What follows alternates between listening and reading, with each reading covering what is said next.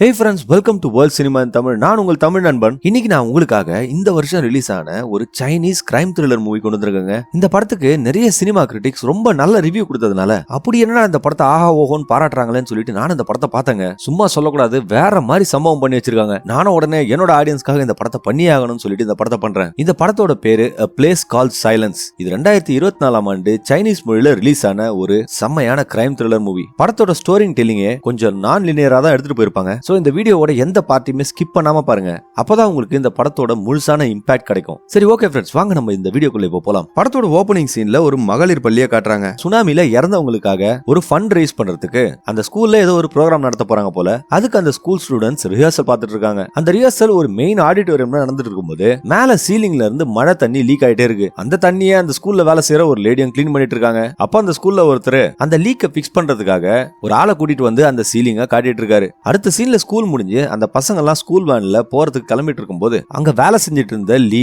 அவங்களோட மக யூட்டாங்க வேன் முழுக்க தேடி பாக்குறாங்க. அவ எங்கேயுமே இல்ல. அவங்களும் ஒரு டீச்சர் கிட்ட கேட்கும்போது அவ உள்ளதா இருப்பா, போய் தேடி பாருங்க அப்படின்னு சொன்ன உடனே அவங்களும் உள்ள தேட போறாங்க. கட் பண்ணா இன்னொரு சீன்ல அந்த ஸ்கூல்ல இருக்கிற ஒரு புல்லி ஸ்டூடெண்ட்ஸோட குரூப்பை காட்டுறாங்க. இவளுங்க அந்த ஸ்கூல்ல இருக்கிற அப்பாவி பொண்ணுங்களை புல்லி பண்றதே ஒரு தொழிலா வச்சிட்டு இருக்காளுங்க. அது போலதான் இன்னைக்கு இவளுங்க என்ன பண்றாளுங்கன்னா யூட்டாங்க ஒரு செவுத்துல உடம்பு முழுக்க கம்ம போட்டு ஒட்டி வச்சுட்டு புல்லி பண்ணிட்டு இருக்காங்க. இதை அந்த ஸ்கூல்ல சில ஸ்டூடெண்ட்ஸும் ஏன் அந்த செக்யூரிட்டியும் கூட பாக்குறான். அந்த பொண்ணுங்க யூட்டாங்குக்கு அந்த கம்ம வச்சு லிப்ஸ்டிக் எல்லாம் போட்டு விடுறாங்க. பார்க்கும்போது நமக்கே அப்படியே பத்திக்கிட்டு வருதுங்க. அதை செஞ்சுட்டு அவளுங்களும் அந்த பொண்ணை அப்படியே விட்டுட்டு கிளம்பிடுறாளுங்க. அவளுங்க கிளம்புற வரையும் வெறப்பா இருந்த யூட்டாங்க அவளுங்க போனதுக்கு அப்புறம் அழ ஆரம்பிக்கிறா. அவளோட அம்மா யூட்டாங்க தேடி அந்த ஸ்கூல் முழுக்க பார்த்துட்டு இருக்கும்போது இந்த 4 பொண்ணுங்களும் சிரிச்சுக்கிட்டே அவங்கள பாஸ் பண்ணி போறாளுங்க. அவங்களும் வேகமா போய் அந்த ஸ்கூல் பேஸ்மெண்ட்ல பாக்குறாங்க.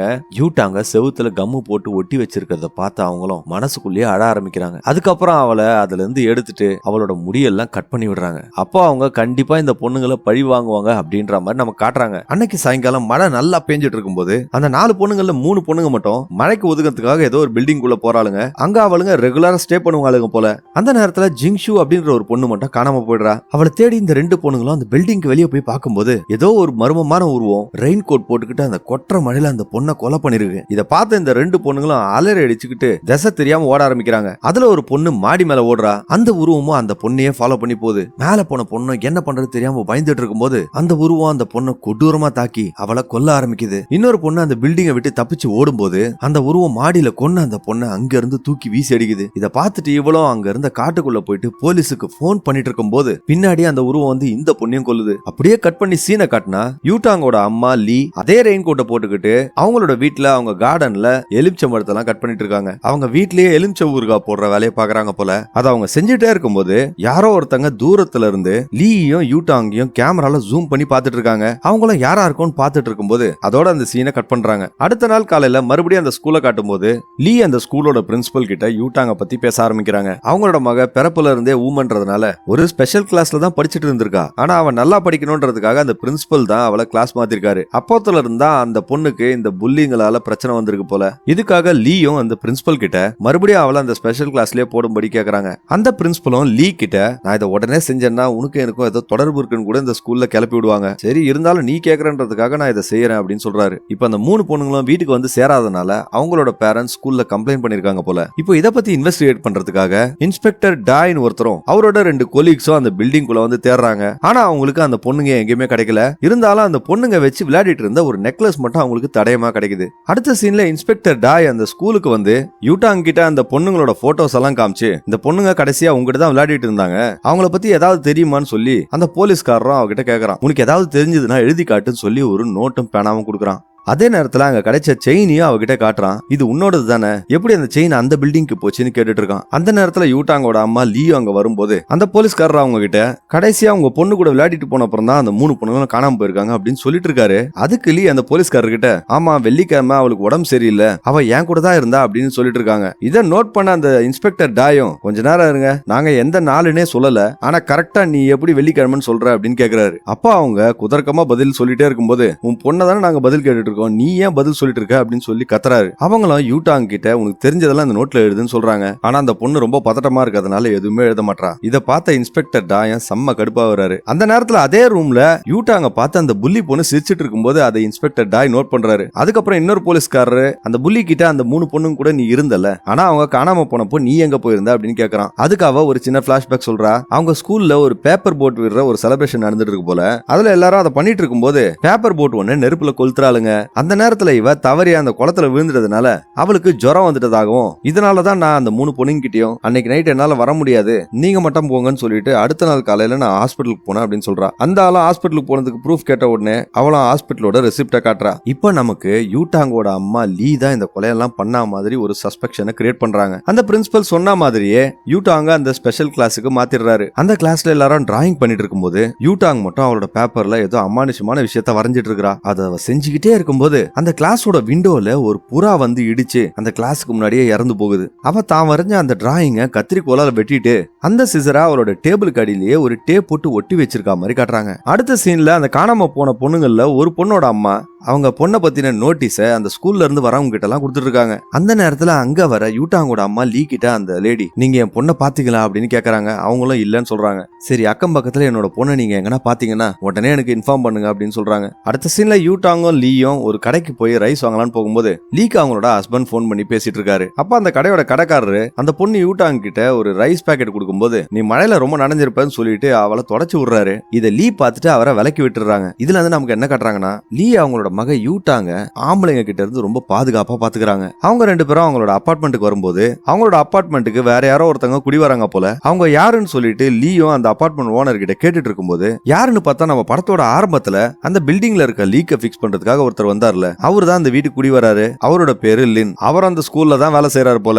லீக்கு லின்னை ஏற்கனவே தெரியும்ன்ற மாதிரி அந்த ஓனர் கிட்ட காட்டிக்கிறாங்க. லீயோட வீட்லயும் மழை தண்ணி லைட்டா சீலிங்ல ஒழுகுறதுனால அவங்க அந்த கிராக்க சிமெண்ட் போட்டு மூடுறாங்க. அவங்க யூடாங்க வீட்டுல விட்டுட்டு ஒரு சின்ன வேலை இருக்கு, நான் வெளியே போயிட்டு வரேன் அப்படின்னு சொல்லிட்டு போறாங்க. அடுத்த சீன்ல அந்த புள்ளி பொண்ணை காட்டும் போது காணாம போன அவளோட ஃப்ரெண்டோட போன்ல இருந்து ஒரு மெசேஜ் அவளுக்கு வருது. அவளும் இவள ஒரு இடத்துக்கு மீட் பண்றதுக்காக கூப்பிடுறா. இந்த பொண்ணு அவளை மீட் பண்றதுக்காக ஒரு பாடஞ்ச பஸ்ல போய் உட்காந்துட்டு இருக்கா. அப்ப திடீர்னு அந்த பஸ்ஸுக்குள்ள ஏதோ சத்தம் கேட்ட உடனே அவ போனை பயத்துல கீழே போட்டுறா. அவளும் அந்த போனை எடுத்துட்டு மெதுவா எழுந்து பார்க்கும்போது திடீர்னு அந்த மர்ம உருவம் அந்த பஸ்ஸோட ஜன்னலை உடைச்சிட்டு அந்த பொண்ணை இழுக்கிறதுக்கு ட்ரை பண்ணுது. அப்ப அந்த பொண்ணு அந்த பஸ்ல இருந்த ஒரு ஃபயர் எக்ஸ்டிங்விஷர் எடுத்து அந்த உருவத்து மேல அடிச்சுட்டு அங்க இருந்து அதுகிட்ட இருந்து தப்பிச்சு ஓடுறா. ஆனா அந்த உருவம் அந்த பஸ்ஸோட டோரை வெளியில இருந்து லாக் பண்ணிருக்கு. அதனால அவளால வெளியே போக முடியல. அவள அந்த பஸ்ஸுக்குள்ள மாட்டிக்கிட்டு கதறிட்டு இருக்கும்போது அந்த உருவம் மெதுவா அவளை நோக்கி வர்ற மாதிரி காட்டுறாங்க. அதோட அந்த சீனை கட் பண்றாங்க. இப்ப அந்த போலீஸ்காரர் டாயும் லீ மேல சந்தேகப்பட்டு அவங்கள பத்தி விசாரிக்கிறதுக்கு முடிவெடுக்கிறாரு. அடுத்த சீன்ல அந்த ஸ்கூல்ல ரொம்ப நாளா வேலை செஞ்சுட்டு இருந்த டீச்சர் ஃபேங்னு ஒருத்தர் தன்னோட சர்வீஸ்ல இருந்து ரிட்டையர் ஆகுறாரு.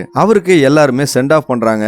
லின்னோ ஃபேங்க கூட்டிட்டு அந்த ஸ்கூல்ல இருந்து கிளம்புறாரு. அந்த கல்ச்சுரல்ஸ்க்கான ஃபைனல் ரிஹர்சலும் ஆரம்பிக்குது. அப்ப அந்த பிரின்சிபல் அந்த புள்ளி பொண்ணை காணோம்னு சொல்லிட்டு தேடிட்டு இருக்கும்போது ஒரு டீச்சரா அவளை தேடுறதுக்காக போறாங்க. இப்ப அந்த ஸ்கூல் ஸ்டூடெண்ட்ஸ் எல்லாருமே அந்த கல்ச்சுரலை பாக்குறதுக்காக வரும்போது யூடாங்கோ அந்த ஆடிட்டோரியம் வரும்போது நம்ம முன்னாடி சீன்ல பார்த்த இறந்து போன அந்த புறா ஒரு பெரிய உருவமா வந்து யூடாங் முன்னாடி நிக்கிற மாதிரி அவளுக்கு தெரியுது. அவ அதை பாத்துக்கிட்டே இருக்கும்போது ஒரு டீச்சர் வந்து அவளை கூட்டிட்டு போய் ஒரு சேர்ல உட்கார வைக்கிறாரு. இப்போ அந்த பில்டிங்கோட சீலிங்ல லின் அந்த கிராக்கர் ரிப்பேர் பண்ணிட்டு இருக்காரு. அந்த நேரத்துல லீ அங்க வராங்க. எங்களால இவ்வளவுதான் செய்ய முடியும்னு அவர் சொல்லிட்டு இருக்கும்போது லீ மேல இருந்து கண்ணாடி வழியா யூடாங்க பாத்துட்டு இருக்காங்க. இப்ப அந்த கல்ச்சுரல்ஸோட ஃபைனல் ரிஹர்சல் ஆரம்பிக்குது. லீயோ மேல இருந்த அந்த கண்ணாடியை தொடச்சுக்கிட்டே இருக்காங்க. இப்ப நமக்கு என்ன காட்டுறாங்கன்னா இந்த ஸ்கூலோட பிரின்சிபலோட பொண்ணு தாங்க அந்த புள்ளி. அவரும் அவர் பொண்ணை காணோம்னு சொல்லிட்டு போன் பண்ணி பாக்குறாரு. ஆனா அந்த போன் ரிங் அந்த ஆடிட்டோரியம் குள்ளதான் எங்கேயோ அடிக்கிற மாதிரி நமக்கு காட்டுறாங்க. லீயும் கண்ணாடி வழியா யூடாங்க பாக்கும்போது அவ உட்காந்துட்டு இருந்த சேர்ல அவை இல்ல. இப்ப அந்த பிரின்சிபலும் அவரோட பொண்ணுக்கு போன் பண்ணிக்கிட்டே அந்த ஸ்டேஜ் மேல ஏறி வந்து அங்க வச்சிருந்த ஒரு கலர் பேப்பர் பால அவர் ஓபன் பண்ணணும். ஓபன் பண்ணா கலர் பேப்பர் கொட்டணுங்க. ஆனா அது கூடவே அவரோட பொண்ணோட பாடி அந்த பாலுக்குள்ள இருந்து தொங்குதுங்க. அவளை அப்படியே பிளாஸ்டிக்ல ராப் பண்ணி அவ கழுத்துல ஒரு கயத்தை போட்டு தொங்க விட்டுருக்காங்க. அவர் அடிக்கிற போன் அவளோட உடம்புலயே அந்த பிளாஸ்டிக்ல ராப் ஆயிருக்கு. இத பார்த்து அந்த ஸ்கூல்ல இருந்த எல்லாருமே அலறி அடிச்சுக்கிட்டு ஓடுறாங்க. லீயோ இந்த சீனை பார்த்துட்டு யூடாங்க தேடி ஓட ஆரம்பிக்கிறாங்க. போலீஸும் ரிப்போர்ட்டர்ஸும் அந்த ஸ்கூலை சூழ்ந்துடுறாங்க. அந்த சீனை பார்த்து அந்த ஸ்கூல்ல இருந்த பசங்க எல்லாருமே அதிர்ச்சியில அழுதுட்டு இருக்காங்க. லீயோ அவங்க பொண்ணு அந்த ஸ்கூல் முழுக்க தேடி பாக்குறாங்க. ஆனா அவ எங்கேயுமே இல்ல. இதனால பதறி போனவங்களும் வீட்டுக்கு வந்து பார்க்கும் போதும் அவங்க பொண்ணு அங்க இல்ல. அப்ப அவங்க யாருக்கோ போன் பண்ற மாதிரி மாதிரி காட்டுறாங்க. அந்த நேரத்துல நமக்கு அந்த பழைய சீன், அதாவது அவங்க மலையில வெளியே நின்றுட்டு இருக்கும்போது யாரோ ஒருத்தங்க கேமரால ஜூம் பண்ணி பார்த்தாங்கன்னு சொன்னோம்ல, அந்த சீனை காட்டும் போது லீயும் யூட்டாங்கும் அவங்கள கேமரால பாத்துட்டு இருந்தவனா பாக்குறாங்க. அடுத்த சீன்ல போலீஸும் அந்த பிரின்சிபல் கிட்ட அவங்க பொண்ணை பத்தி விசாரிச்சுட்டு இருக்காங்க. அப்ப அவர் அந்த போலீஸ்காரங்க கிட்ட, ஸ்கூல்ல யாரோ ஒரு ஆளு தங்களை வீடியோ எடுக்கிறதா ஏற்கனவே என்கிட்ட கம்ப்ளைண்ட் பண்ணிருக்காங்க. எங்க ஸ்கூல்ல வேலை செய்யற லின்னு ஒருத்தர் இருக்கான். அவனோட ஃபேமிலியே சுனாமில காணாம போயிடுது. ஆனா அவனையும் அவனோட மகளையும் இங்க ஏற்கனவே வேலை செஞ்சுட்டு இருந்த ஃபேங் காப்பாத்தி அவனுக்காக ரெக்கமெண்ட் பண்ணி இந்த ஸ்கூல்ல வேலை வாங்கி கொடுத்தாரு. ஆனா துரதிருஷ்டவசமா ஒரு ஆக்சிடென்ட்ல லின்னோட மக இறந்து போயிட்டா. அதுல இருந்து லின்னுக்கு அவனோட மக வயசுல இருக்கிற யாரை பார்த்தாலும் அவனோட முகம் மாறுறத நான் நோட் பண்ணிருக்கேன். நீங்க லின்ன கொஞ்சம் விசாரிக்கணும் அப்படின்னு சொல்றாரு. இப்போ லீயும் தன்னோட மக காணாம போனதுனால அவங்களுக்கு தெரிஞ்ச அந்த கடைக்காரரோட சிசிடிவில அவங்க மக எங்க போயிருப்பான்னு சொல்லிட்டு பாத்துட்டு இருக்காங்க. அப்ப அந்த வீடியோல அந்த நேரத்துல அவங்க வீட்டுக்கு வெளியில லின் நிக்கிற மாதிரி பாத்துட்டு லீயும் லின்ன மீட் பண்றதுக்காக அவங்க வீட்டு காலிங் பெல் அடிக்கிறாங்க. ஆனா உள்ள இருந்து யாரும் ஆன்சர் பண்ணல. அப்போ அவங்களுக்கு அந்த வீட்டுக்கு வெளியே ஒரு வாட்சோட பக்கிள் கிடைக்குது. அவங்களும் அந்த ஜன்னல் வழியா பார்க்கும்போது அந்த ஜன்னல் கண்ணாடியில கொஞ்சமா ரத்தம் ஓட்டிட்டு இருக்கு. கீழே போன லீயும் அந்த வீட்டு வாசல்ல இருந்த காவால எட்டி பார்க்கும்போது அவங்க மக கட்டிட்டு இருந்த வாட்சும் கிடைக்குது. இத பார்த்துட்டு அவங்க யோசிச்சுக்கிட்டே இருக்கும்போது யூட்டாங் லீய பாஸ் பண்ணி போற மாதிரி காட்டுறாங்க. இப்போ அவங்களுக்கு ஒரு இமேஜினேஷன் மாதிரி தெரியுது. அந்த பொண்ணு உள்ள போகும்போது யாரோ ஒருத்தர் ரெயின் கோட் போட்டுக்கிட்டு அந்த பொண்ணு இழுத்துக்கிட்டு மாடி மேல போற மாதிரி அவங்களுக்கு தெரியுது. அவங்களும் அதை நினைச்சுக்கிட்டே அந்த மாடி படிக்கட்டு ஏறி போயிட்டே இருக்கும்போது இந்த படிக்கட்டு பக்கத்துல இருந்த செவுரு பூரா இந்த வாட்சோட பக்கிளோட கீரல் இருக்கு. அப்ப யூட்டாங் உதவிக்காக தன்னோட கையை ஜன்னலுக்கு வெளியே நீட்டும் போது அப்ப அந்த வாட்ச் கழண்டி கீழே விழுற மாதிரி அவங்களுக்கு தெரியுது. இதனால அவங்க பொண்ணு அந்த ரூமுக்குள்ளதான் இருப்பாங்கன்னு நினைச்சுக்கிட்டு அந்த வீட்டுக்குள்ள எப்படியாவது போனன்றதுக்காக இவங்க வீட்டுக்கு போய் ஜன்னல் வழியா குதிக்கிறதுக்காக அவங்க வீட்டுல இருந்த துணி எல்லாம் கிழிச்சு கயிறு மாதிரி கட்டிட்டு அவங்க ஜன்னல் வழியா இறங்க ஆரம்பிக்கிறாங்க. அவங்களும் மெதுவா நகர்ந்து போயிட்டு இருக்கும்போது திடீர்னு அவங்க கால் ஸ்லிப் ஆகி வேகமா விழ ஆரம்பிக்கிறாங்க. ஆனா அதிர்ஷ்டவசமா அந்த கயிறு இழுத்து பிடிச்சிடுது. பாவம் விழுந்த அவங்க சப்போர்ட்டுக்காக ஒரு கம்பியை பிடிக்கும் போது அதுல இருந்து ஒரு துரு பிடிச்ச ஆணி அவங்க கையை குத்திடுதுங்க. இதனால அவங்க கையில இருந்து ரத்தமா கொட்டுது. மறுபடியும் எழுந்த அவங்களும் எப்படியோ தட்டு தடுமாறி லின்னோட வீட்டுக்குள்ள போயிடுறாங்க. உள்ள போன அவங்க ஒரு சின்ன கத்தி எடுத்துக்கிட்டு கையில ஒரு டார்ச் லைட்டை வச்சுக்கிட்டு அந்த வீடு முழுக்க யூட்டாங்க தேடி பார்த்துட்டு இருக்காங்க. அவங்க தேடிட்டு இருக்க அதே சமயத்துல லின்னும் அந்த அபார்ட்மெண்ட்டுக்கு வராரு. அவர் படிக்கட்டுல நடந்து வர சத்தம் கேட்ட உடனே லீயும் ஓடி போய் ஒரு பெட் கடியில ஒளிஞ்சுக்கிறாங்க. உள்ள வந்த அவரும் யாரோ ஒருத்தங்க வீட்டுக்குள்ள இருக்கிற மாதிரியே ஃபீல் பண்றதுனால ஒரு சந்தேகத்தோட வீட்டுக்குள்ள வந்து தேட ஆரம்பிக்கிறாரு. அதுக்கப்புறம் அவரு ட்ரெஸ் மாத்திட்டு இருக்கும்போது அவரோட சாவி கீழே விழுந்துருது. எங்க சாவி எடுக்கும் போது இந்த ஆள் நம்மள கண்டுபிடிச்சிருவானு சொல்லி லீயும் பயந்துட்டு இருக்கும்போது அவரும் மெதுவா குனிஞ்சு அந்த சாவியை எடுக்கிறாரு. அப்ப திடீர்னு அவரோட வீட்டு காலிங் பெல்ல யாரோ விடாம அடிக்கிறாங்க. இவரும் போய் யாருன்னு திறந்து பார்க்கும்போது அந்த வீட்டோட ஹவுஸ் ஓனர் ஏதோ சில பொருளை டெலிவர் பண்ண முடியுமான்னு கேட்ட உடனே அவரை நாளைக்குன்னு சொல்றாரு. ஆனா அந்த லேடி விடாம இன்னைக்கே கூட்டிட்டு போறாங்க. இதனால லின்னும் அந்த வீட்டை விட்டு கார் எடுத்துட்டு கிளம்பிடுறாரு. ஒரு வழியா அங்கிருந்து தப்பிச்சு லீ வெளியே வரும்போது அவங்கள பாக்குறதுக்கு தேடி வந்த இன்ஸ்பெக்டர் டாய அவங்க அந்த வீட்டுக்கு வெளியே பாத்துறாங்க. அடுத்த சீன்ல அவரும் அந்த காயத்துக்கு மருந்து போட்டுக்கிட்டே எப்படி உன் கையில அடிபட்டுச்சுன்னு கேட்கும்போது ஆணி ஒண்ணு குத்திக்கிச்சுன்னு சொல்றாங்க. சரி, அந்த ஸ்கூல்ல ஒரு கொலை நடந்துச்சு, அந்த நேரத்துல ஏன் நீ அங்க இல்லன்னு கேட்கும்போது இப்ப லீ அந்த இன்ஸ்பெக்டர் கிட்ட என்னோட பொண்ணு காணாம போயிட்டா, அவளை எப்படியாவது கண்டுபிடிச்சு கொடுக்குறீங்களா அப்படின்னு கேக்குறாங்க. அப்ப அந்த கடைக்காரரும் இவங்க ரெண்டு பேரும் சேர்ந்து அந்த கடையில இருந்த சிசிடிவியை பார்த்துட்டு இருக்கும்போது லின் அந்த லேடியை கூட்டிட்டு போகும்போது குப்பை தொட்டியில 2 பேக போடுறதை இவங்க பாக்குறாங்க. அதை பார்த்த உடனே இவங்களுக்கு ஏதோ சந்தேகமாகுது. அதே நேரத்துல அந்த கடைக்கு வெளியே ஒரு குப்பை லாரி குப்பையை அள்ளிட்டு போறதை இவங்க பார்த்துட்டு அதை துரத்திட்டு போய் பிடிச்சு அதுல இருந்த குப்பை பேக் எல்லாம் எடுத்து வெளியே கொட்ட ஆரம்பிக்கிறாங்க. அதுல இருந்து அவங்களுக்கு ஏதோ ஒரு செருப்பு கிடைக்குது. அதை அவங்க பாத்துக்கிட்டே இருக்கும்போது முதல் சீன்ல அவங்கள ஒருத்தன் கேமரால ஜூம் பண்ணிட்டு இருந்தால அந்த நேரத்துல அவங்களுக்கு ஒரு ரிங் டோன் கேட்டுச்சு. அதே ரிங் டோன் இப்போ அவங்களுக்கு கேட்கும் போது அவங்களும் சுத்தி முத்தி பாக்குறாங்க. அப்போ அங்க இருந்து ஒருத்தன் திடீர்னு 2 குப்பை பைய கையில எடுத்துக்கிட்டு ஓடுறான். இப்ப அந்த போலீஸ்காரரும் லீயும் சேர்ந்து அவனை பிடிக்கிறதுக்காக துரத்திட்டே பின்னாடி ஓடுறாங்க. ஓடி போன அவன் எதிர்பாராதமா ஒரு கார்ல அடிபடி கீழே வரான். இப்போ இவங்க 2 பேரும் இவன் யார் தான் சொல்லிட்டு மாஸ்க கட்டி பார்க்கும்போது டாய் அவனை பார்த்து அதிர்ச்சி ஆயிடுறாரு. அதுக்கப்புறம் அவனை போலீஸ் ஸ்டேஷன்ல வச்சு விசாரிக்க ஆரம்பிக்கிறாங்க. லீயோ அந்த போலீஸ்காரங்க கிட்ட என் பொண்ணை காண எப்படியாவது தேடி கண்டுபிடிச்சு கொடுங்கன்னு சொல்லி அழுதுட்டு இருக்கும்போது மாட்டினவன் லீய பார்த்து ஒரு கேவலமான கமெண்ட் அடிக்கிறான். டாயா அவனை கோவமா ஒரு செல்லுக்குள்ள கூட்டிட்டு போய் பயங்கரமா அடிக்கிறாரு. அதுக்கப்புறம் தான் நமக்கு ஒரு சின்ன பிளாஷ்பேக் காட்டுறாங்க. மாட்டினவன் வேற யாரும் கிடையாதுங்க, அந்த போலீஸ்காரர் டாயோட பையன் தான். அவன் டீனேஜ்ல இருந்தே இந்த மாதிரி சின்ன பொண்ணுங்களை அவங்களுக்கே தெரியாம வீடியோ எடுக்கிற வேலையை பார்த்துட்டு இருந்திருக்கான். இதை கண்டிக்கிறதுக்கும் அவங்க அப்பா அவனை பயங்கரமா போட்டு அடிச்சிருக்காரு. அதனால அவர் அதை நினைச்சு ஃபீல் பண்ணிக்கிட்டு எல்லாம் நான் பண்ண தப்பு தான் அப்படின்னு சொல்லிட்டு இருக்காரு. அப்பா அவன் கையில இருந்து சிக்கன கேமரால இருக்கிற வீடியோஸ் எல்லாம் அந்த போலீஸ் பார்த்துட்டு இருக்கும்போது யூட்டாங்க யாரோ கடத்துற மாதிரி வீடியோ வேற அவன் எடுத்து வச்சிருக்கான். அவங்க நினைச்ச மாதிரியே தான் யூட்டாங்க ஒருத்தன் கடத்தி லின்னோட ரூமுக்குள்ள இழுத்துக்கிட்டு போறான். இதை பார்த்துட்டு அவங்களும் அந்த லாக்அப்ல இருந்த பையன் கிட்ட என் பொண்ணுக்கு என்ன ஆச்சு, அதுக்கப்புறம் நீ என்ன வீடியோ எடுத்த,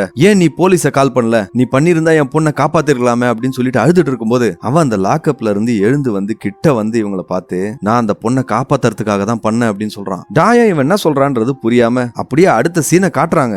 டாய் லீய உட்கார வச்சுக்கிட்டு விசாரணை பண்ணிட்டு இருக்காரு. நாங்க அந்த கேசட்ல இருந்த 56 வீடியோஸும் பார்த்தோம். எல்லாமே child abuse videos. Child abuse எவ்வளவு பெரிய குற்றம் தெரியுமா அப்படின்னு சொல்லிட்டு அவர் கேட்கும்போது ஒரு பிளாஷ்பேக்க காட்டுறாங்க. லீ நம்ம நினைக்கிற மாதிரி சாதாரணமான ஒரு அம்மாலாம் கிடையாதுங்க. அவங்களோட பொண்ணை பாதுகாப்பா வளர்க்கறதா நினைச்சுக்கிட்டு ரொம்ப கொடூரமா அடிச்சு துன்புறுத்திருக்காங்க. பாவம் அந்த வாய் பேச முடியாத பொண்ணும் இந்த மோசமான ட்ரீட்மெண்ட்டுக்கு உள்ளாயிருக்கா. இத எல்லாத்தையுமே அந்த பையன் வீடியோ கவரேஜ் பண்ணிருக்கான். இவங்க அந்த பொண்ணை வெளியாளங்க கூட பழகாதான்னு சொல்லி அந்த மாதிரி துன்புறுத்திருக்காங்க. என்னதான் அவங்க பொண்ணை பாதுகாப்பா வச்சுக்கிறதுக்காக தான் அந்த மாதிரி பண்ணாங்கன்னு நம்ம சொன்னாலும் குழந்தைங்களை போட்டு அடிக்கிறது ஒரு மன்னிக்க முடியாத குற்றங்க. இதை பார்க்கும்போது எனக்கே செம கடுப்பாகுது. அவங்க அந்த இன்ஸ்பெக்டர் கிட்ட அது வேற பிரச்சனையை முதல்ல என் பொண்ணை கண்டுபிடிச்சு கொடுங்கன்னு கேட்கும்போது கண்டிப்பா உன் பொண்ணை நான் கண்டுபிடிக்கிறேன், அதுக்கப்புறம் இது சைல்டு அபியூஸா இல்ல நீ ப்ரொடெக்ட் பண்ணதா அப்படி செஞ்சியான்னு சொல்லி விசாரிக்கலாம் அப்படின்னு சொல்றாரு. போலீஸும் அந்த அபார்ட்மெண்ட் முழுக்க அந்த பொண்ணை தேடி பாக்குறாங்க. அடுத்த சீன்ல அந்த போலீஸ் ஸ்டேஷனை காட்டும் போது யாங்குன்னு ஒருத்தர போலீஸ் விசாரணை பண்றதுக்காக கூட்டிட்டு வந்திருக்காங்க. அப்ப அந்த ஆளு வச்சிட்டு இருந்த ஒரு கீ அவங்க பார்த்துட்டு இதே போல ஒரு சாவி லின்னோட ரூம்ல அவங்க ஒளிஞ்சிட்டு இருக்கும் போது அங்க பாத்துருக்காங்க. இதனால அவங்க இது என்ன கீன்னு கேட்கும் போது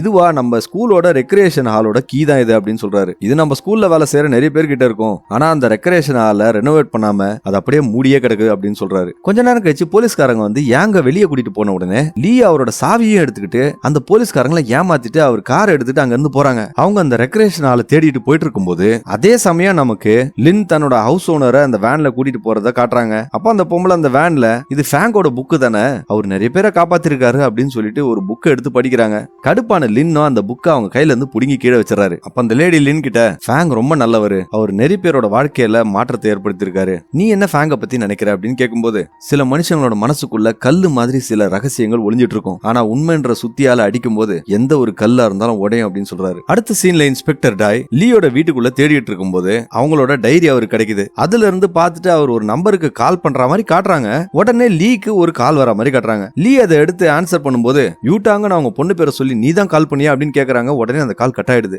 சீனை கட் பண்ணி இன்ஸ்பெக்டர் டாயை காட்டும் போது அவரு அவங்களோட இன்வெஸ்டிகேஷன் டீமுக்கு போன் பண்ணி லீயோட ஹஸ்பண்டோட போன் நம்பரை நான் அனுப்பிச்சிருக்கேன், அந்த ஆளை பத்தின ஒரு பேக்ரவுண்ட் செக் பண்ணுங்க அப்படின்னு சொல்றாரு. இப்போ லின்னோட வேனை காட்டும் போது அந்த ஹவுஸ் ஓனர் போற இடம் வந்த உடனே அங்க நிறைய போலீஸ் நிக்கிறத பார்த்துட்டு அவர் வண்டியை வேற ரூட்ல திருப்புறாரு. அப்போ அந்த லேடி லின் கிட்ட நம்ம அங்கதானே போனோம், நீ ஏன் வண்டியை திருப்பணும்னு கேட்கும்போது நான் ஒரு பொருளை மறந்துட்டேன், அங்க போயிட்டு வரலாம் அப்படின்னு சொல்றாரு. அப்ப அந்த லேடிக்கு யாரோ தெரிஞ்சவங்க போன் பண்றாங்க. அவங்க அந்த காலை அட்டன் பண்ணி பேசும்போது சிக்னல் இல்லாதனால சவுண்ட் நல்லா வச்சு பேசுறாங்க. அப்ப அந்த கால்ல ஒருத்தன் உங்க பில்டிங்ல தங்கிட்டு இருந்த லின்னுக்கும் இந்த கொலைகளுக்கும் ஏதோ சம்பந்தம் இருக்குன்னு சொல்லி போலீஸ் சந்தேகப்பட்டு அவனை தேடிட்டு இருக்காங்க, நீங்க அவங்க கிட்ட இருந்து கொஞ்சம் ஜாக்கிரதையா இருங்க அப்படின்னு சொல்றான். இந்த லேடியும் சும்மா மழுப்புறதுக்காக பிராங்க் கால்லாம் வருதுப்பான்னு சொல்லிட்டு போனை கட் பண்றாங்க. இப்போ மனசுக்குள்ள அவங்களுக்கு பக்குன்னு இருக்குது. லின்னும் அந்த காரோட டோர்ஸ் எல்லாம் லாக் பண்றான். அப்ப அந்த லேடி பதட்டமா இருக்கிறத காட்டக்கூடாதுன்றதுக்காக அந்த கார்ல இருந்து ரேடியோ ஆன் பண்றாங்க. அந்த ரேடியோல வந்த நியூஸ்லயும் அந்த ஸ்கூல்ல நடந்த கொலைகள்ல தேடப்படுற முதல் குற்றவாளி லின் தான் அப்படின்னு சொல்றாங்க. அப்ப அந்த லேடி அந்த ரேடியோவையும் ஆஃப் பண்ணிட்டு ரேடியோல கூட நான்சென்ஸான நியூஸ் எல்லாம் போட்டுட்டு இருக்காங்க அப்படின்னு சொல்லிட்டு இருக்கும்போது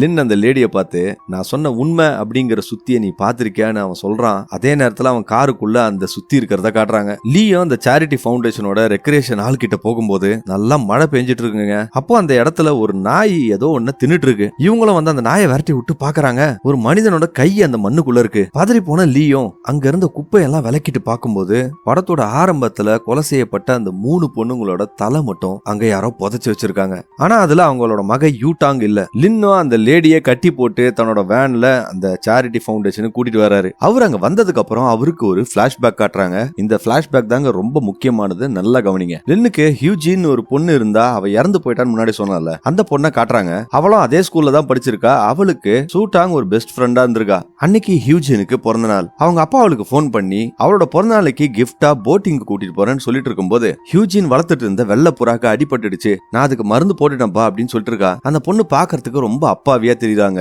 அடுத்த சீன்ல அந்த ஸ்கூலை காட்டும் போது அந்த ஸ்கூல் மாடியில இந்த 4 பொண்ணுங்களும் அந்த ஹியூஜினை புள்ளி பண்ண ஆரம்பிக்கிறாளுங்க. அவளுக்கு பிறந்த நாள்னு தெரிஞ்சுக்கிட்டு ரோஜா பூனாலே ஒரு கிரீடம் செஞ்சு அவளுக்கு அதை மாட்டி விடும்போது அதுல இருக்கிற முள்ளெல்லாம் அவளுக்கு குத்தி ரத்தமா கொட்டுதுங்க. அதை பார்த்து இந்த 4 பொண்ணுங்களும் ரொம்ப என்ஜாய் பண்ணிருக்காளுங்க. இந்த குடும்பம் பத்தாதுன்னு அந்த பொண்ணோட முடியை வெட்டி அவளோட வாட்டர் கேன்லயே அதை போட்டு அதை அவளை குடிக்க வர வைக்கிறாங்க. பாவம் பார்க்கும்போது நமக்கே பயங்கரமான கடுப்பாகுதுங்க. இது எல்லாத்தையுமே அந்த பொண்ணுங்கள ஒரு பொண்ணு செல்போன்ல வீடியோ எடுத்துட்டு இருக்கா. ஹியூஜின் அந்த பொண்ணுங்க கிட்ட மாட்டி கஷ்டப்பட்டு இருக்கும் போது அதுக்கப்புறம் அந்த 4 பொண்ணுங்களும் ஹியூஜினோட புறாவை வச்சிட்டு இருந்த கூண்டை மாத்தி தூக்கி போட்டு விளையாடிட்டு இருக்காளுங்க. பத்தாவதுக்கு எட்டி எல்லாம் உதைக்கிறாளுங்க. அப்போ திடீர்னு அந்த பிரின்சிபலோட பொண்ணுக்கு ஒரு ஐடியா வருது. அவ ஹியூஜினை பார்த்து அந்த சீலிங்ல இருந்த கண்ணாடி மேல ஏறி நிக்க சொல்றா. ஆனா அதுக்கு ஹியூஜின் பயந்துகிட்டு முடியாதுன்னு சொல்லும் போது நீ இப்ப நிக்கலனா உன்னோட புறாவை மாடி மேல இருந்து தூக்கி போட்டுருன்னு சொல்லிட்டு பயம்புறுத்துறாங்க. இத அந்த பொண்ணுங்க செஞ்சுக்கிட்டே இருக்கும்போது சூட்டாங்க அந்த புறாக்கு சாப்பாடு சாப்பாடு வைக்கிறதுக்காக மாடிக்கு வரா. அப்ப அவளும் இந்த பொண்ணுங்க பண்ற கொடுமை எல்லாம் பாக்குறா. கோவம் தாங்க முடியாம சூட்டாங்க அவ வச்சிட்டு இருந்த கத்திரிக்கோல் எடுத்துக்கிட்டு அந்த பொண்ணுங்கிட்ட போகும்போது திடீர்னு அவங்க அம்மா லீ வந்து சூட்டாங்க தடுத்துறாங்க. இங்க என்ன பண்ணிட்டு இருக்க, உனக்கு இதெல்லாம் தேவையில்லாத வேலை, வா போலான்னு சொல்லிட்டு சூட்டாங்க ஃபோர்ஸ்ஃபுல்லா கூட்டிட்டு போயிடுறாங்க. இதை ஹியூஜினும் ஏமாற்றமா பாக்குறா. ஆனா அந்த பொண்ணுக்கு ஹியூஜினை காப்பாத்தணும்ன்ற எண்ணம் இருந்தாலும் அவங்க அம்மா விடாம அவளை இழுத்துட்டு போயிடுறாங்க. தொடர்ந்து அந்த பொண்ணுங்க அவளை விடாம அந்த புறாவை கீழே போட்டுருன்னு பிளாக்மெயில் பண்ண உடனே ஹியூஜினும் அந்த கண்ணாடி மேல ஏறி நிக்கிறாங்க. லீயும் என்னதான் ஆச்சுன்னு சொல்லிட்டு மாடிக்கு போய் பார்க்கலாம்னு நினைக்கும் போது அந்த கண்ணாடி உடைஞ்சு ஹியூஜின் அப்படியே கீழே விழுந்துடுறான். அதுக்கப்புறம் அந்த 4 பொண்ணுங்களும் அந்த மாடியில இருந்து பயந்து ஓடும்போது வீடியோ எடுத்துட்டு இருந்த அந்த பொண்ணோட போன் மட்டும் கீழே விழுந்துடுது. சூட்டாங்க அவங்க அம்மா மேலேயே கோவப்பட்டுட்டு அவன் அந்த மாடி மேல போய் பார்க்கும்போது கீழே விழுந்த ஹியூஜினை பார்த்து கதறி அழறாங்க. அடுத்த சீன்ல லின்ன காட்டும் போது அவரோட லாக்கருக்குள்ள ஒரு ஆரிகாமி பறவை இருக்கிறத பாக்குறாரு. அதே நேரத்துல ஒரு செல்போன் இருக்கிறதையும் பாக்குறாரு. அந்த கீழே விழுந்த செல்போன் தாங்க அது. அதுல தன்னோட மக ஹியூஜினை கொடுமைப்படுத்தின வீடியோவை பார்த்து அவரு வலி தாங்க முடியாம அழுது கதறாரு. பாக்குற நமக்கே அப்படியே மனசு உடைஞ்சு போயிடுதுங்க. அவர் கோவத்துல ஹியூஜினுக்காக அவர் கட்டி வச்ச போட்டை சுத்தி அலைய அடிச்சு உடைச்சிட்டு அப்புறம் தாங்க அந்த பொண்ணுங்களை பழி வாங்கணும்ன்ற முடிவுக்கே அவர் வராரு. ஒரு பொண்ணையும் விடாம கொலை பண்றாரு. இந்த பிளாஷ்பேக் முடிஞ்சிட்டு அவரும் அந்த சேரிட்டி வீட்டுக்குள்ள போயிட்டு இருக்கும்போது அவர் முன்னாடி சீன்ல அவர் கூட்டிட்டு போன ஃபேங்க காட்டுறாங்க. அந்த ஆள அவரு கட்டி போட்டு வச்சிருக்காரு. இவரை ஏன் அவர் கட்டி போட்டு வச்சிருக்காரு அப்படின்னு பாக்குறீங்களா? ஏன்னா அவரோட பொண்ணு இறந்ததுல இவருக்கும் பங்கு இருக்குங்க. ஹியூஜின் இறக்கும் போது அந்த ஆடிட்டோரியம்ல ஃபேங் ஒரு கிளாஸ் எடுத்துட்டு இருந்திருக்காரு. அவர் அதை எடுத்துட்டு இருக்கும் போது தான் மேல இருந்து கண்ணாடியை உடைச்சுக்கிட்டு ஹியூஜின் கீழே வரா. அவரும் உடனே அங்க இருந்த பசங்களை எல்லாம் வெளியே அனுப்பிச்சிடுறாரு. அந்த நேரத்துல ஹியூஜினோட அப்பா அங்க வந்து என் பொண்ணு எங்க, நான் தொடர்ந்து அவளுக்கு கால் பண்றா, அவ போனே எடுக்க மாட்டா அப்படின்னு சொல்லிட்டு அந்த ஆடிட்டோரியம் உள்ள வந்து பாக்கும்போது ஹியூஜின் ரத்த வெள்ளத்துல அங்க விழுந்து கிடக்குறா. பாவம் உயிருக்கு போராடிட்டு இருந்த அந்த பொண்ணை யாருமே காப்பாத்தாம வேடிக்கை தான் பாத்துருக்காங்க. கடைசியில ஹியூஜின் அவங்க அப்பா மடியிலேயே உயிரை விடுறா. இறந்த தன்னோட மகளை தூக்கிக்கிட்டு என் பொண்ணை அநியாயமா கொன்னுட்டீங்களடா அப்படின்ற ஒரு ஏக்கத்தோடவே அவர் கதறிக்கிட்டு அந்த ஸ்கூலை விட்டு போறாரு. அதுக்கப்புறம் லின்னும் அந்த ஸ்கூல் வாசல்ல தன் பொண்ணோட மரணத்துக்கு நியாயம் கிடைக்கணும்னு சொல்லிட்டு ஒரு நோட்டீஸ் அடிச்சு அங்க போறவங்க வரவங்க எல்லார்கிட்டையும் கொடுக்குறாரு. ஆனா அதை யாருமே ஒரு பெரிய பொருட்டாவே எடுத்துக்கலங்க. லீக்கும் சூட்டாங்குக்கும் ஒரு நோட்டீஸ் கொடுக்குறாங்க. அப்ப அவங்க அம்மா லீ சூட்டாங்க வேகமா கூட்டிட்டு போயிடுறாங்க. இதையும் லின் பார்த்துட்டு அந்த நேரத்துல அங்க வந்த பிரின்சிபலோட வண்டியை நிறுத்தி ஹியூஜினோட மரணத்துக்கு நியாயம் கேட்டுட்டு இருக்காரு. அவர் கேக்குறதெல்லாம் என்னன்னா அந்த மாடியில இருந்து சிசிடிவி கேமராவோட ஃபுட்டேஜ் கேக்குறாரு. ஆனா அந்த கேமரா ரிப்பேர் ஆகி பல மாசம் ஆகுது அப்படின்னு சொல்லிட்டு அந்த ஹெட் மாஸ்டரும் ஃபேங்கும் கூட சொல்றாங்க. மேட்டர் என்னன்னா இவங்க 2 பேருக்குமே அந்த ஹெட் மாஸ்டரோட பொண்ணு அந்த கொலையில இன்வால்வ் அப்படின்றது தெரியும். அவளை காப்பாத்துறதுக்காக தான் லின்னுக்கு அவங்க உதவி செய்ய மாட்டாங்க. அவரு தன்னோட மக மரணத்துக்கு நியாயம் கேட்டு போராடுறத சூட்டாங்க பாத்துட்டு இருக்கா. இப்போ போலீஸ் ஸ்டேஷன்ல அந்த ஹெட் மாஸ்டர் போலீஸ் கிட்ட ஸ்டேட்மெண்ட் கொடுக்கும்போது ஹியூஜின் தற்கொலை பண்ணிக்கிட்டா அப்படின்னு ஸ்டேட்மெண்ட் தராரு. இது எல்லாத்தையுமே லின்னும் பார்த்து அவங்க கிட்ட எவ்வளவு கெஞ்சி கூத்தாடி பாக்குறாரு. ஆனா போலீஸ் அவரோட பேச்ச காதலே வாங்கிக்க மாட்டாங்க. என்ன பண்றதுங்க, அதிகாரமும் பணம் பக்கம் தான் சாயும். மறுபடியும் அந்த வீட்டை காட்டும் போது லின் ஃபேங் கிட்ட எதுக்காக என் பொண்ணு தற்கொலை பண்ணிக்கிட்டா அப்படின்னு சொன்னீங்க, எனக்கு அந்த உண்மை தெரியணும் அப்படின்னு சொல்லி கேட்டுட்டு இருக்காரு. அந்த ஆளுக்கு உன் பொண்ணு இறந்து போனதை யாராலும் மாத்த முடியாது, அவ திரும்பியும் வரப்போறது இல்ல, அட்லீஸ்ட் அந்த கொலை செஞ்ச பொண்ணையாவது காப்பாத்தலாம், அவளுக்கு ஒரு வாழ்க்கை இருக்கு அப்படின்றதுக்காக தான் நான் அதை செஞ்சேன் அப்படின்னு சொல்றாரு. கடுப்பான லின்னும் அந்த பொண்ணுங்க எல்லாம் மனுஷங்களே கிடையாது, மிருகங்க, என் பொண்ணை ஏன் காப்பாத்தல நீ அப்படின்னு சொல்லிட்டு கத்திட்டு இருக்கும்போது திடீர்னு அங்க வந்த லீ சுத்தி எடுத்து லின்ன அடிக்க ஆரம்பிக்கிறாங்க. அப்ப ஃபேங் லின்ன காப்பாத்துறதுக்காக அவரை மறைச்சு கட்டி பிடிக்கும் போது அவங்க ஃபேங்கோட மண்டையில அடிச்சிடுறாங்க. இப்ப லீக்கும் லின்னுக்கும் ஒரு பயங்கரமான சண்டை நடக்குது. அதுல லின் லீயோட கழுத்தை நெரிச்சிட்டு இருக்கும் போது பக்கத்துல இருந்த ஒரு கூர்மையான கட்டை எடுத்து அவங்க லின்னை இடுப்புலயே குத்திடுறாங்க. இருந்தாலும் லின் லீயை அடிச்சு போட்டுட்டு ஃபேங்க தூக்கிட்டு அந்த வீட்டை விட்டு வெளியே போகும்போது அந்த வேனுக்குள்ள அவர் கட்டி போட்டு இருந்த ஹவுஸ் ஓனர் அந்த வேன்ல இருந்து தப்பிச்சிடுறாங்க. அவங்க எங்கேயும் போல பக்கத்துல தான் ஒளிஞ்சிட்டு இருக்காங்க. இவரும் சரி போனா போறான்னு சொல்லிட்டு ஃபேங் அந்த வேனுக்குள்ள போட்டு அந்த வேன் எடுத்துட்டு அங்க இருந்து கிளம்புறாரு. கொஞ்ச நேரம் கழிச்சு அந்த வீட்டுக்குள்ள வந்த ஹவுஸ் ஓனர் லீய பார்த்துட்டு அவளை மயக்கத்துல இருந்து எழுப்பும் போது லீ இப்போ அந்த சுத்தி எடுத்துக்கிட்டு அந்த ஹவுஸ் ஓனரையும் கூட்டிக்கிட்டு கார் எடுத்துக்கிட்டு அந்த வேனை துரத்திக்கிட்டு போறாங்க. 2 பேருக்கும் சண்டை நடக்கும் போதே அவங்க லின் கிட்ட என் பொண்ணு எங்க வச்சிருக்கேன்னு கேட்டப்ப உன் வீட்டு மாடியில இருக்கிற கார்டனை போய் பாரு அப்படின்னு சொல்றாரு. அதை ஞாபகம் வச்சுட்டு அவங்க காரை வேகமா ஓடிட்டு போறாங்க. லின்னும் தன்னோட போன்ல இருந்து போலீஸ்க்கும் ஆம்புலன்ஸுக்கும் போன் பண்றாரு. அந்த நேரத்துல லீவ் விடாம அந்த கார்ல துரத்துக்கிட்டு வராங்க. அவங்களுக்கு அவங்களோட பொண்ணு சூட்டாங் கிடைச்சா மட்டும் போதும். ஆனா இதுக்குள்ளதாங்க ஒரு பெரிய மர்மம் ஒளிஞ்சிட்டு இருக்கு. தொடர்ந்து விடாம வீடியோ பாருங்க. அந்த கார் சேசம் பயங்கரமா நடந்துட்டு இருக்கும்போது அந்த ஹவுஸ் ஓனர் அந்த கார்ல இருந்து தப்பிக்கிறதுக்கு ட்ரை பண்றாங்க. அப்ப லீ அந்த சுத்தி எடுத்து அந்த ஹவுஸ் ஓனர் அடிக்கும் போது லின்னோட வேன் லீயோட கார்ல மோதி அவங்களோட கார் அப்படியே அப்செட் ஆகி ரோடோரமா போய் விழுது. ஆனா அதிர்ஷ்டவசமா லீக்கு பெரிய காயம் எதுவும் ஆகல. அவங்கள எழுந்து வந்து அந்த வேனோட கதவை திறந்து என் பொண்ணு எங்கடா அப்படின்னு சொல்லிட்டு லின்ன போட்டு அடிச்சிட்டு இருக்காங்க. அப்பா அவங்க அவர்கிட்ட என் பொண்ணு உங்ககிட்ட என்னதான் சொன்னா அப்படின்னு கேட்கும்போது அவர் லீய பார்த்து நம்ம எல்லாம் பாவிங்க அப்படின்னு சொன்னா அப்படின்னு சொல்றாரு. அப்போ லின் லீயோட கழுத்தை பிடிச்சி நெரிக்கும் போது லீ அந்த காரோட மிரர்ல உடைஞ்ச கண்ணாடி எடுத்து லின்னோட நெஞ்சிலே குத்திடுறாங்க. அவங்க என் பொண்ணு எங்கடா எங்கடான்னு கேட்டு அழுதுட்டே இருக்கும்போது அவரு லீ கிட்ட உன் பொண்ணு இப்ப ஃப்ரீ ஆயிட்டான்னு சொல்லிட்டு அவங்கள தள்ளி விட்டுட்டு அந்த வேனை எடுத்துட்டு போறாரு. போலீஸும் ஒரு படையோட பொறுமையோட வந்து அந்த வேனை மடக்குறாங்க. அவரும் மெதுவா அந்த வேனை ஓட்டிட்டு போகும்போது இன்ஸ்பெக்டர் டாய் அந்த வேனை நிறுத்த சொல்லி அதை சுடுறாரு. அந்த வேனை நின்னுதுங்க. ஆனா அந்த புல்லட் லின் மேல படல. போலீஸ் அந்த ஹவுஸ் ஓனரையும் காப்பாத்திடுறாங்க, கூடவே லீயையும் காப்பாத்திடுறாங்க. இப்போ லீயோட லைஃப்ல நடந்த ஒரு பிளாஷ்பேக்க காட்டுறாங்க. இந்த பிளாஷ்பேக் தாங்க படத்தோட முக்கியமான ஸ்டோரியே. ஒரு நாள் லீ வெளியே போயிட்டு வீட்டுக்கு வரும்போது அவங்க வீட்டு சாவியை ஆபீஸ்லயே மறந்துட்டு வந்துட்டேன், வேற ஒரு சாவி இருந்தா கொடுங்கன்னு சொல்லி அந்த ஹவுஸ் ஓனர் கிட்ட கேட்டு அந்த சாவியை வாங்கி அந்த வீட்டை திறக்கறாங்க. அவங்க உள்ள போகும்போது பாத்ரூம் ஷவரோட சத்தம் கேக்குது.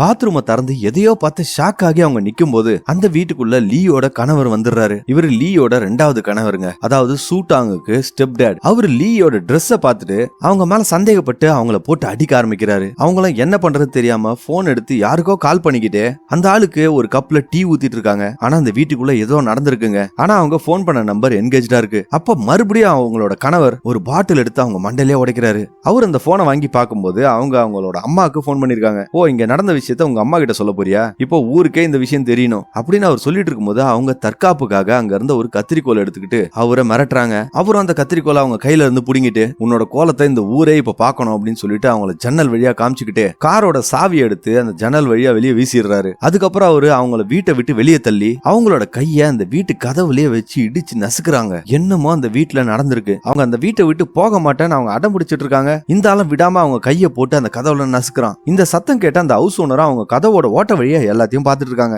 லீ இப்போ வெளியே போய் அந்த கார் சாவியை எடுத்துக்கிட்டு அங்க இருந்த ஒரு கடையில ஒரு அருவாள் இருக்கிறத பாக்குறாங்க. கட் பண்ணா அடுத்த சீன்ல லின்ன அரெஸ்ட் பண்ணி போலீஸ் கூட்டிட்டு வரும்போது ரிப்போர்ட்டர்லாம் சூழ்ந்து நின்னு போலீஸ் கிட்ட சரமாரியா கேள்வி கேட்டுட்டு இருக்காங்க. இப்போ இறந்து போன அந்த பொண்ணுங்களோட பெத்தவங்களும் லின்ன போட்டு எங்க பொண்ணுங்களாம் எங்கடா அப்படின்னு சொல்லிட்டு அடிக்க ஆரம்பிக்கிறாங்க. போலீஸ் சூட்டாங்க இருக்கிற இடத்த அடையாளம் காட்டுறதுக்காக லின்ன கூட்டிக்கிட்டு லீயோட வீட்டுக்கு வராங்க. அப்போ இன்ஸ்பெக்டர் டாய் லின் கிட்ட அவங்களுக்கு கிடைச்ச சில எவிடன்ஸ் எல்லாம் காமிச்சு சூட்டாங் எங்க அப்படின்னு கேட்டுட்டு இருக்காரு. அப்பா அவரு அவங்க மகன் கிட்ட இருந்து பிடிச்ச கேமரால லின் லீய அவரோட வீட்டுக்கு கடத்தி இழுத்துட்டு போற மாதிரி வீடியோ இருந்ததை சொல்லி கேக்குறாரு. அதுக்கப்புறம் லின் டாய் கிட்ட அவர் ரூஃப்ல தான் இருக்கா அப்படின்னு சொல்றாரு. வளராதரா, நாங்க ரூஃப் எல்லாம் தேடிட்டோம்னு சொன்னும் போது அங்க இருந்த கார்டனை தேடினீங்களா அப்படின்னு சொல்றாரு. அப்ப அந்த போலீஸ்காரங்க எல்லாருமே ஷாக் ஆகுறாங்க. உடனே அவங்களும் போய் மோப்பனாய் எல்லாம் வச்சு அந்த கார்டனை தேடும் போது அந்த போலீஸ் நாய் அந்த கார்டன்ல ஏதோ ஒண்ணு கண்டுபிடிக்குது. போலீஸும் இப்ப அந்த இடத்த தோண்ட ஆரம்பிக்கிறாங்க. அதே நேரத்துல மறுபடியும் வீட்டுக்குள்ள காட்டும் போது அந்த போலீஸ்காரர்ல ஒருத்தர் அவருக்கு முதல்ல கிடைச்ச அந்த செயின் எடுத்து பாக்குறாரு. அதுல இருந்த பேப்பர்ல செஞ்ச ஆரிகாமி பறவையெல்லாம் பிரிச்சு பார்க்கும்போது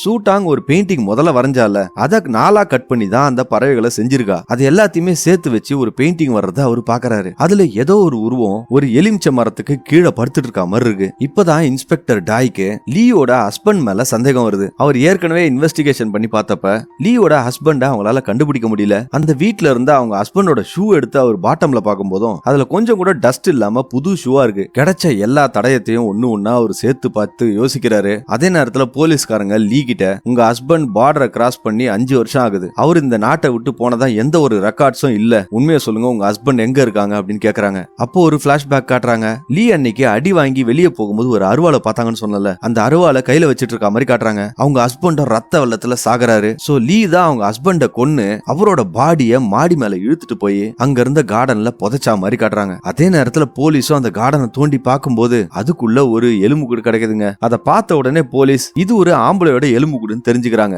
இப்போ அந்த இன்ஸ்பெக்டர் டாய் லின் கிட்ட இறந்து போன அந்த ஆளு லீயோட 2வது ஹஸ்பண்ட், இந்த விஷயம் உனக்கும் தெரிஞ்சிருக்கு, அப்படின்னா உனக்கும் லீக்கும் என்ன சம்பந்தம், சூட்டாங்க நீ என்ன பண்ண அப்படின்னு கேட்கும்போது லின் அதுக்கு அவ இப்போ ஃப்ரீ ஆயிட்டா அப்படின்னு சொல்றாரு. அந்த நேரத்துல கீழே இருந்த ரிப்போர்ட்டர்ஸும் மக்களும் அந்த மாடிக்கு கோவமா ஓடி வராங்க. அவங்க எல்லாருமே லின்னை பார்த்து சபிச்சு கொட்டிட்டு இருக்கும் போது லின் தன்னை புடிச்சிட்டு இருந்த போலீஸ்காரரை தள்ளி விட்டுட்டு அந்த பில்டிங்கோட எட்ஜில போய் நிக்கிறாருங்க. எல்லாருமே அதை அதிர்ச்சியா பார்த்துட்டு இருக்கும் போது லின் ஒரு நிமிஷம் அந்த வானத்தை பார்த்துட்டு அந்த மாடி மேல இருந்து கீழே விழுந்து தன்னோட உயிரை எடுத்துக்கிறாரு. அடுத்த சீன்ல அந்த போலீஸ்காரங்க இன்ஸ்பெக்டர் டாய் கிட்ட அவரோட மகனோட கேமரால ஒரு முக்கியமான வீடியோவை இந்த போலீஸ்காரங்க கிட்ட அவன் கொடுத்திருக்கான் போல, அதை இன்ஸ்பெக்டர் டாய் கிட்ட காட்டுறாங்க. அதை அவர் பார்த்துட்டு இந்த வீடியோவை லீ பார்த்தாலா அப்படின்னு கேட்கும்போது இல்லன்னு சொல்றாங்க. இப்ப நான் லீயை தனியா மீட் பண்ணி பேசுறேன், நீங்க யாரும் வர வேணாம்னு சொல்லிட்டு லீ இருக்கிற ரூமுக்குள்ள அவர் போய் லீ கிட்ட பேச ஆரம்பிக்கிறாரு. அப்ப அவரு எங்களுக்கு ஒரு முக்கியமான எவிடன்ஸ் கிடைச்சிருக்குன்னு சொல்லிட்டு அந்த வீடியோவை காட்டும் போது நமக்கும் அந்த வீடியோவை காட்டுறாங்க. லீ வீட்டுக்கு வரும்போது அவங்க பாத்ரூம் ஷவர்ல சத்தம் கேட்டதுன்னு சொன்னல, அந்த ஷவரை திறந்து பார்க்கும்போது சூட்டாங் சின்ன பொண்ணு அந்த ஷவருக்குள்ள நின்னுட்டு இருக்கா.